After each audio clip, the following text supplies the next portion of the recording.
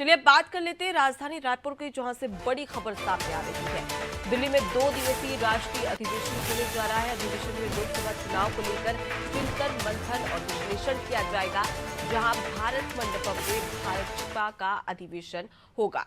साथ ही आपको बता दें कि बीजेपी के दिग्गज नेता और मंत्री भी इस दौरान शामिल होने वाले हैं। चुनावी प्रचार प्रसार की रूपरेखा भी तय की जाएगी और साथ ही सामूहिक रूप से संदेश देने के लिए ये अधिवेशन किया जा रहा है।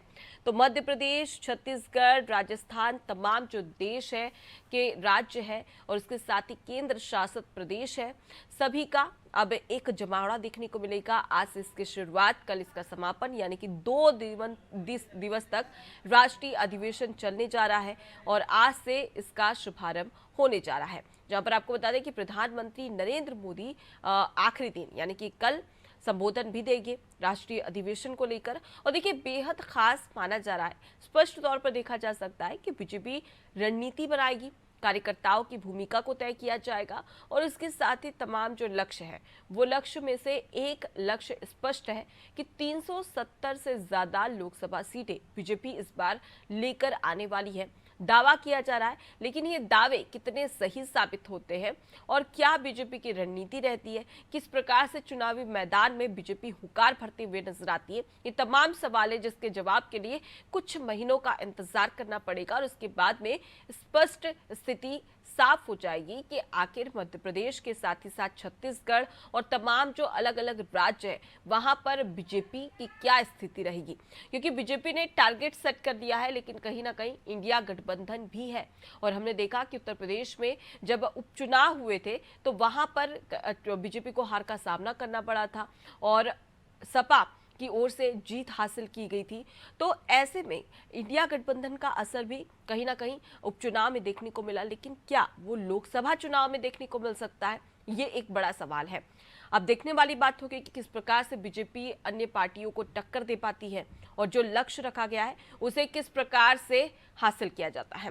चलिए इसी खबर पर ज्यादा जानकारी ले लेते हैं। हमारे साथ में संवाददाता नंदलाल ठाकुर जुड़ गए। नंदलाल, राष्ट्रीय अधिवेशन आज से होने जा रहा है, 2 दिवसीय राष्ट्रीय अधिवेशन होगा।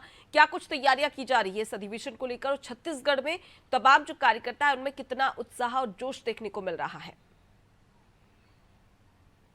बिल्कुल अनुपमा, जो है राष्ट्रीय अधिवेशन को लेकर काफी ज्यादा चर्चा चल रहा था और लोकसभा चुनाव से पहले ये अधिवेशन काफी महत्वपूर्ण माना जा रहा है, क्योंकि राष्ट्रीय अधिवेशन यहाँ दिल्ली जा रहे हैं और जो है जितने भी बड़े मंत्री हैं और जितने भी उनके वरिष्ठ कार्यकर्ता और मंत्री के साथ वहां पर राष्ट्रीय अधिवेशन होंगे। और कांग्रेस ने भी देखा जाए तो विधानसभा चुनाव के पहले एक बड़ा अधिवेशन किया था छत्तीसगढ़ में, और देख रहे हैं कि इस बार जो है दिल्ली में राष्ट्रीय अधिवेशन है। कहीं ना कहीं देखा जा रहा है कि जो 300 पार का नारा है लोकसभा चुनाव में, उसको पूरा करने के लिए अधिवेशन किया गया है।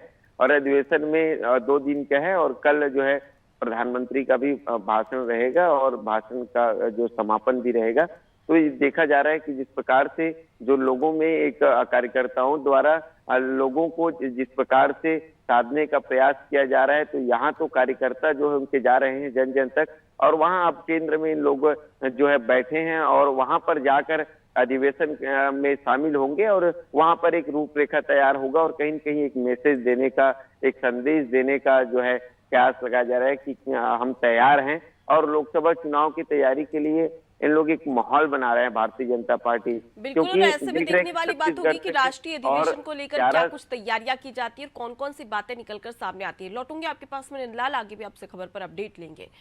तो देखिए, राष्ट्रीय अधिवेशन होने जा रहा है, 2 दिवसीय राष्ट्रीय अधिवेशन, उसी को लेकर तैयारियां की जा रही है। अब देखने वाली बात होगी कि किस प्रकार की तैयारी यहाँ पर की जाती है।